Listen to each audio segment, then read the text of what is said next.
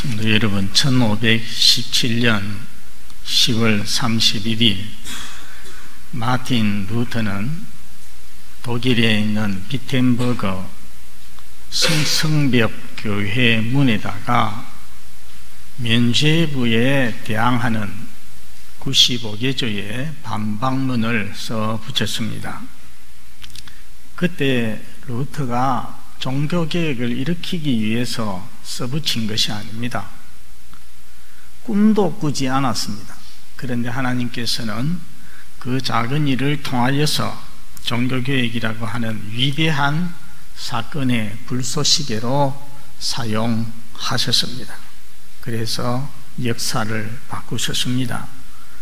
오늘이 종교개혁 502주년이 되는 기념주일이 되겠습니다. 하나님께서 우리의 눈을 밝게 해 주시고, 그래서 종교개혁의 정신을 보게 하시고 자신의 삶을 계획하게 하시는 은혜를 이 시간에 여러분들에게 내려주시기를 기원합니다. 첫째로 생각할 것은 주의 말씀은 등이요 빛이라 하는 것입니다. 오늘 말씀에 주의 말씀은 내 발의 등이요 내 길의 빛이니이다 말씀했습니다. 제가 중학교 3학년 때까지 제 고향 저 남해에 있는 시골 동네에는 전기가 들어오지 아니했습니다. 가로등이 없었습니다. 밤에 집을 나서면 달이 있을 때는 괜찮지만은 달이 없는 날에는 너무 캄캄해서 거의 다니기가 어려웠습니다. 그럴 때에 꼭 필요한 것이 등입니다. 등불을 손에 들고 다니면 멀리는 안 보여도 바로 발 앞에는 보여서 잘 걸어갈 수가 있습니다. 등이 있으면 돌부리에 걸려서 넘어질 일도 없고 구덩이에 빠질 일도 없고 계단에서 헛디딜 염려도 없는 것입니다. 성도 여러분, 여러분들은 그렇게 생각하지 않습니까? 우리가 살고 있는 이 세상은 참으로 어둡다고 말입니다. 도덕적으로, 가치관적으로 참 어두운 세상입니다. 이 밤길과 같은 그런 길을 우리가 살아가고 있습니다. 그러니 하나님의 말씀에 등이 꼭 필요합니다. 하나님의 말씀에 등을 든 사람은 이 세상의 거짓가치나 사상이나 또는 이 세상의 풍조나 그리고 유혹에 걸려 넘어지지 아니하고 함정에 빠지지 아니하고 바르게 걸어갈 수가 있는 것입니다. 성경과 역사를 보면은 우리 하나님의 말씀이 과연 등임을 우리가 많이 볼 수가 있습니다. 여러분, 구약시대에 남쪽 유다 왕국에 요시아라고 하는 왕이 있었습니다. 8살 때 왕이 되었습니다. 그런데 이미 그 나라가 유다 왕국이 멸망을 하여서 기울고 있었습니다. 그의 할아버지와 아버지는 유다의 가장 악한 왕들이었습니다. 하나님의 성전문이 닫혀져 있었습니다. 내버려 두었습니다. 그때는 얼마나 타락했든지 성경도 한 권 찾아볼 수가 없는, 눈에 보이지 아니하는 그런 때였습니다.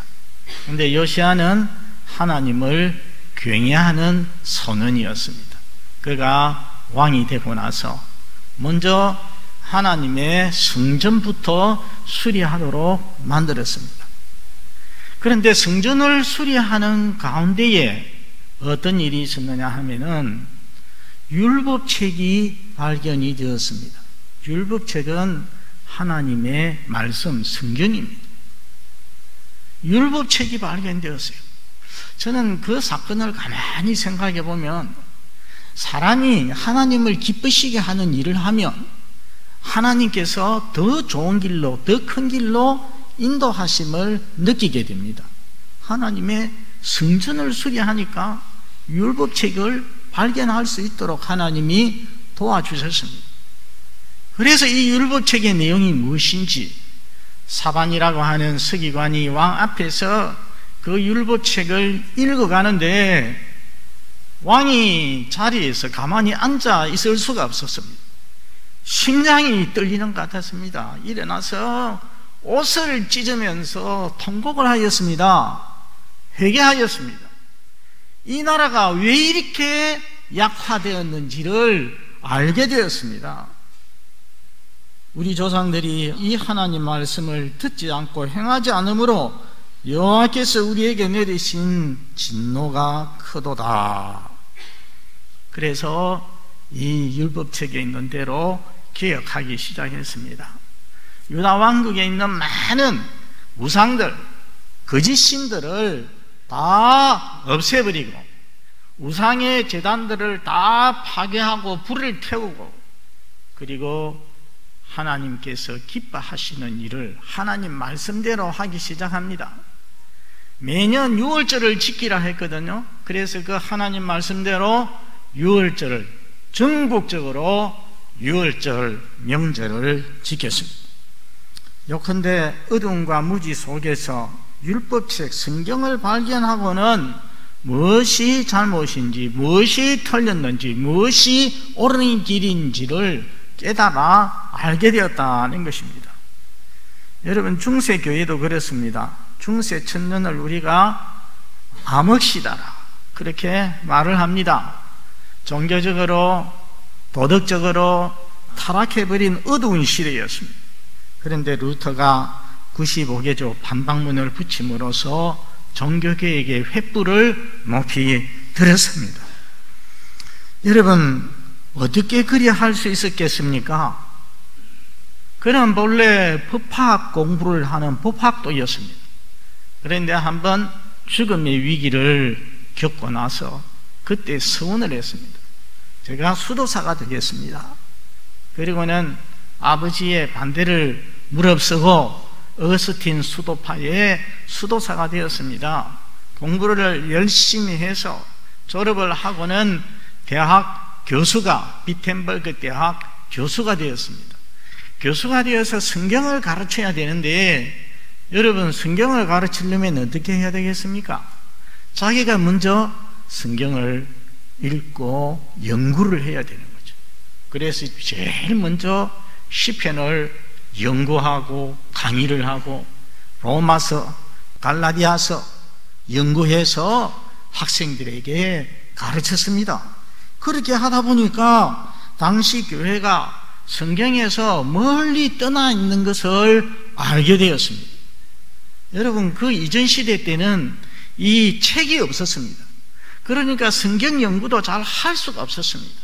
마침 구텐버그라고 하는 사람이 이 활자, 인쇄를 발명을 해가지고 성경이 책으로 나와. 그래서 루터가 책을 가지고서 연구를 해보니까 당시의 교회가 하나님을 멀리 떠나 있다는 것을 알게 되었습니다.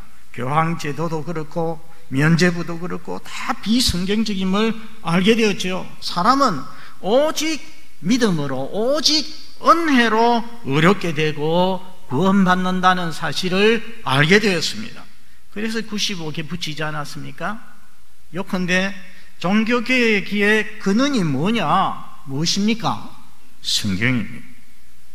그래서 종교개혁의 주요 모토 중에 하나가 솔라 스크립투라라는 말입니다. 솔라 스크립투라, 무슨 말입니까? 오직 성경이라는 말입니다. 한번 따라서 하겠습니다. 오직 성경. 그러면은 중세시대 때는 성경 말고 딴 것이 있었느냐? 그렇습니다. 전통이라는 것이 있었습니다. 전통은 뭐냐? 종교회의, 교회 회의에서 결정된 것들, 또는 교황이 교시를 내린 것들, 이런 것들하고 성경하고 이렇게 두 가지를 교회에서 가르쳤습니다. 그런데 실제적으로는 이 전통이 전통의 권위가 성경의 권위 위에 있었습니다. 여러분, 사람이 왜 오류가 없겠습니까? 잘못이 많은 인간이 정해놓은 여러 가지 규칙들, 전통들이 성경 위에 있으니 교회가 타락하지 아니할 수가 없었던 것입니다. 그래서 개혁자들이 오직 성경만이 우리의 신앙과 생활의 유일한 잣대가 되고 기준이 되고 성경의 권위만이 유일한 권위라고 주장을 하였습니다. 여러분, 그때까지는 예배의 중심이 미사였습니다. 그래서 이 가운데 강대상이 아니라 훨씬 이거보다 좀 낮은 미사재단, 지금도 여러분 TV에서 천주교 TV 켜면은 미사재단이 가운데 있지 않습니까? 그러면은 설교단은 어디에 있었겠습니까? 설교단은 저 오리겐자리 같은 제일 한쪽 구석에 놓였거나 어떤 성당에 가보면은 저 옆에 옆 귀태기에 붙어 있었습니다. 그렇지만은 이제 종교개혁부터는 설교의 말씀이, 하나님 말씀이 예배의 중심이 되고, 그러다 보니까 무엇이? 강대상이, 이거는 설교단입니다. 이 강대상이 교회의 앞중앙에 자리하게 되어진 것입니다. 루터와 비슷한 시기에 스위스 쥐리히에서 종교개혁을 일으킨 사람이 있었습니다. 쩌빙글리라는 사람입니다. 그는 쥐리히 대성당의 설교자가 되었습니다. 여러분, 저 앞에 사진, 3년 전에 우리 교회 성도들이 저기에도 가보았습니다. 저기 종탑이 2개 이렇게 솟아있는 거기가 쥐리히 대성당입니다. 스위스에서 가장 크고 가장 권세가 있는 그런 성당이었죠. 주도적인 성당이었는데 그곳에 저희가 들어가서 찬송을 부르고 기도를 했습니다. 1519년 1월 1일 그는 대성당의 설교단으로 앞으로 걸어가서 마태복음 1장 1절부터 강해 설교를 하기 시작했습니다. 그 전에는 성경을 읽고 성경을 강해 설교하는, 제가 주일에 하듯이 이렇게 하는 이러한 설교는 없었습니다. 전에 어느 교부가 이렇게 말했습니다. 어느 종교회의에서 이렇게 결정되었습니다. 읽고 그것을 설명하는 그런 것이었습니다. 그런데 쩌빙글리가 마태복음 강해 설교를 하고, 그리고는 그것을 마친 후에 신약 성경을 전부 다 강의하고, 또 마친 후에는 구약을 강의하고 그렇게 설교를 했습니다. 그는 성경 연구를 통해서 알게 된 것을 강하게 주장을 했습니다. 교회의 참된 머리인 그리스도는 교황이 아니라 하나님 말씀인 성경을 통하여서 교회를 다스리신다. 예수님의 십자가 죽음은 완전한 제사이므로 이것을 미사에서 끊임없이 되풀이할 필요가 없다. 그래서 미사를 없애버렸습니다. 철폐하였습니다. 성인에게 기도하는 것은 잘못이다 하고, 연옥은 존재하지 않는다 하고, 우리 자신의 선행이 아니라 오로지 그리스도를 믿는 것만이 구원을 줄 수 있다고 주장을 했습니다. 여러분, 알고 보면은 우리는 루트의 유산을 이어받는 것이 아니라 이 쩌빙글리와 칼빈의 유산을 이어받는 그런 사람들입니다. 이렇게 성경과 역사를 보면은 하나님 말씀의 등불이 비출 때에 무엇인지 잘못인지 깨닫고 고치고 개혁을 했습니다. 여러분, 우리 시대, 우리 한국 교회에 잘못된 것이 없겠습니까? 우리 교회에 고쳐야 될 것이 없겠습니까? 오늘 예수를 믿는 저와 여러분의 삶에서 정신과 또 생각과 우리의 삶에서 고쳐야 될 것이 없겠습니까? 많이 있습니다. 완전하지 않습니다. 이 여러 가지 문제들을 어떻게 하겠습니까? 우리도 성경으로 돌아가서 성경을 읽고 깨닫고 고쳐야 되는 것입니다. 저와 여러분들이 자신의 삶부터 하나님 말씀으로 계획하는 그런 은혜가 있기를 바랍니다. 우리가 시편 119편을 읽어보면 이 말씀의 등을 가진 사람은 불의를 행하지 않는다, 죄를 짓지 않는다, 방황하지 않는다, 부끄러움을 당치 않는다고 했어요. 대신에 그의 길이, 삶이 흠이 없게 될 것이다, 깨끗하게 될 것이라고 했습니다. 우리 모든 성도들 이 말씀의 등으로 자신의 길을, 삶을 비추시기를 바랍니다. 다음으로 생각할 것은 등인 이 하나님 말씀에 대해서 우리가 가져야 할 태도입니다. 저는 이번에 이 시편 119편을 차분히 그리고 자세히 읽어보니까 우리가 성경을 대할 때 어떻게 대해야 될지를 알게 되었습니다. 6가지로 정리가 되었습니다.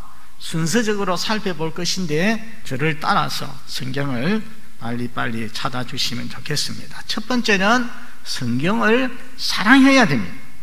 우리 97절 한번 보시기 바랍니다. 첫 문장 시작. 내가 주의 법을 어찌 그리 사랑하는지요. 127절도 보십시오. 127절 시작. 그러므로 내가 주의 계명들을 검고 순금보다 더 사랑하나이다. 여러분, 하나님을 사랑하는 자는 하나님의 말씀도 사랑해야 될 줄로 믿습니다. 그렇지 않습니까?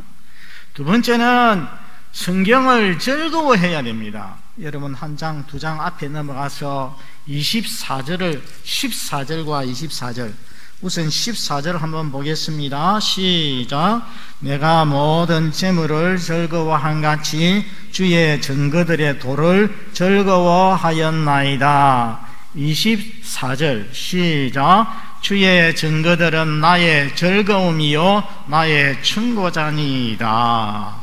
나의 즐거움이라고 했습니다. 세 번째는 성경을 읽기 전에 기도해야 됩니다.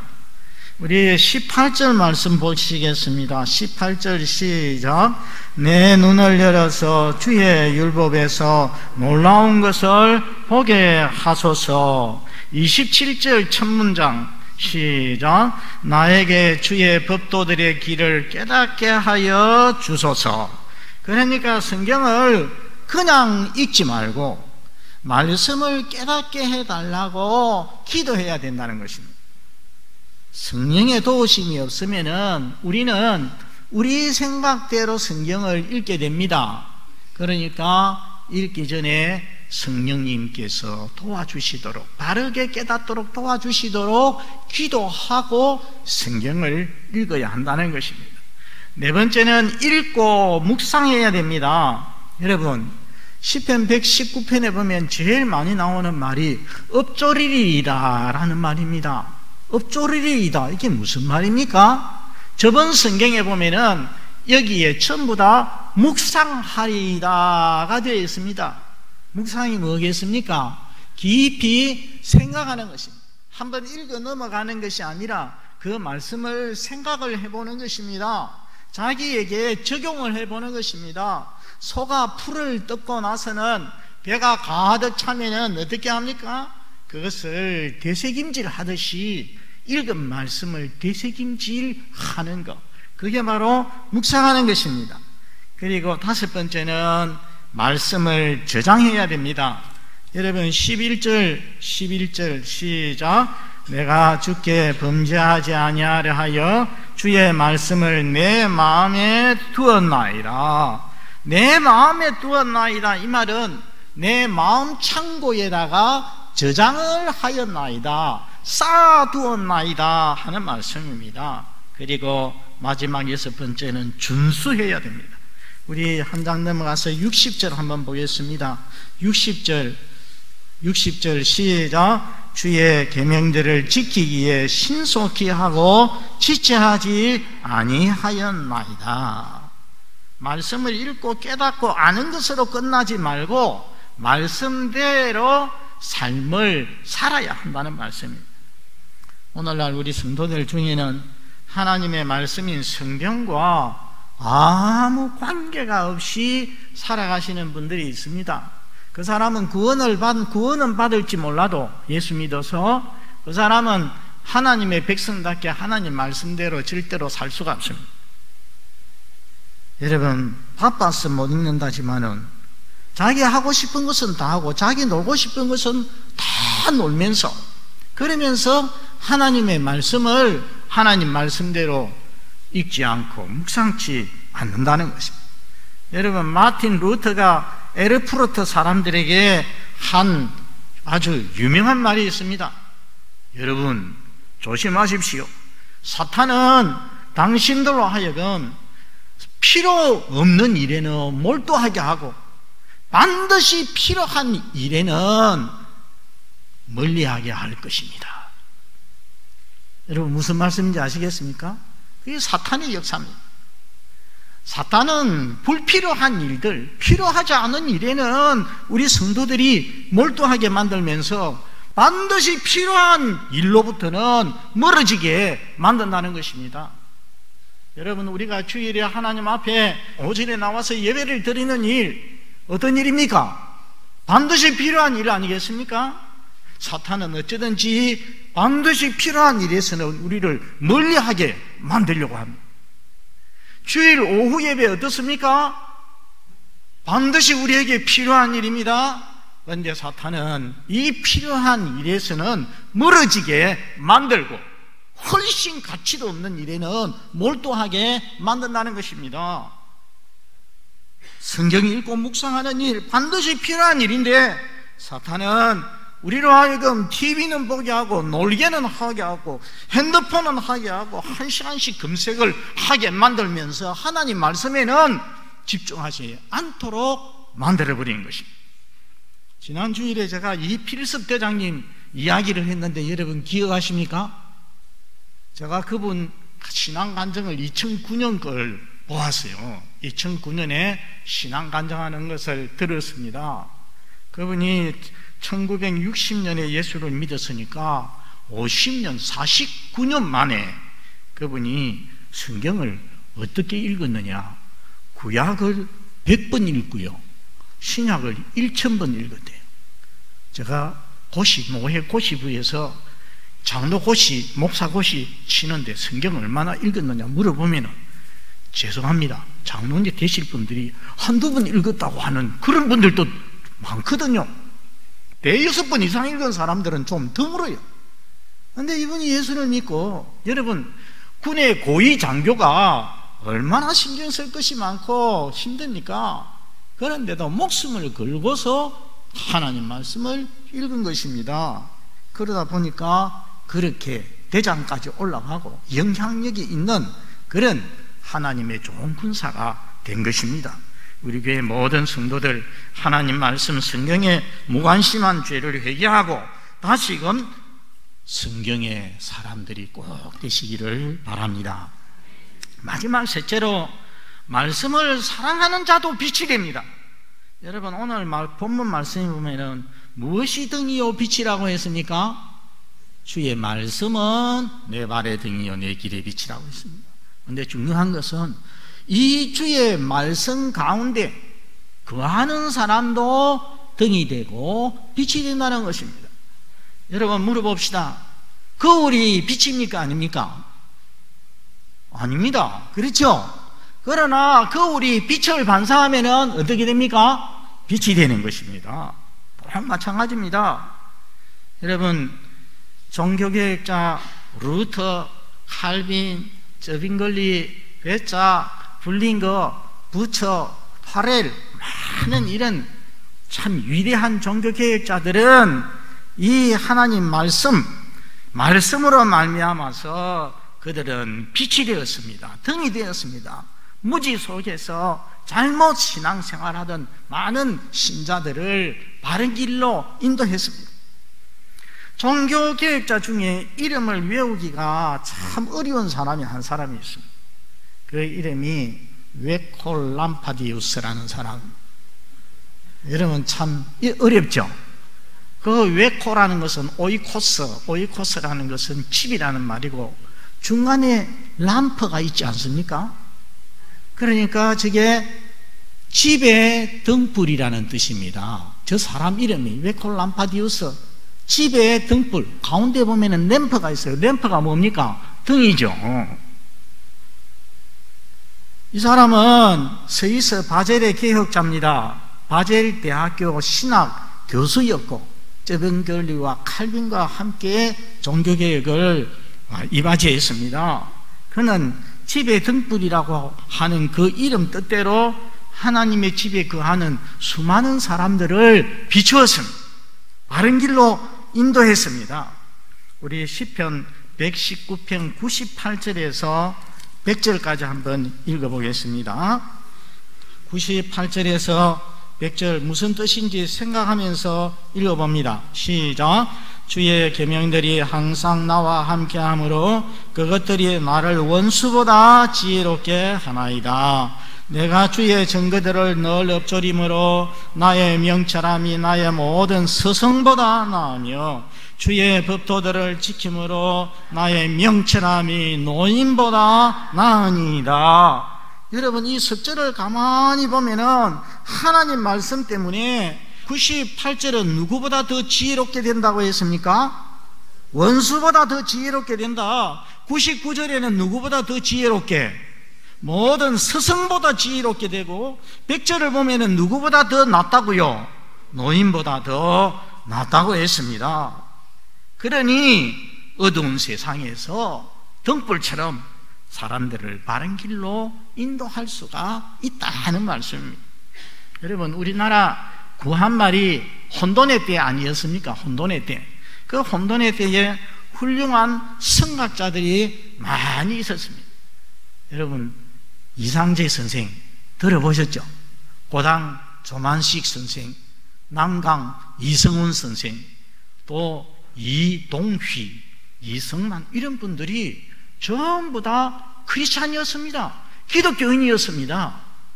여러분, 이분들이 어떻게 앞서가는 사람이 되었을까요?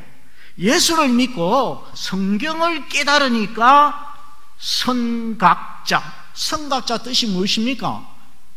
빨리 먼저 깨달은 사람이라는 말 아닙니까? 어떻게 다른 사람보다 먼저 정신을 차리는 사람이 되었습니까? 무엇 때문에?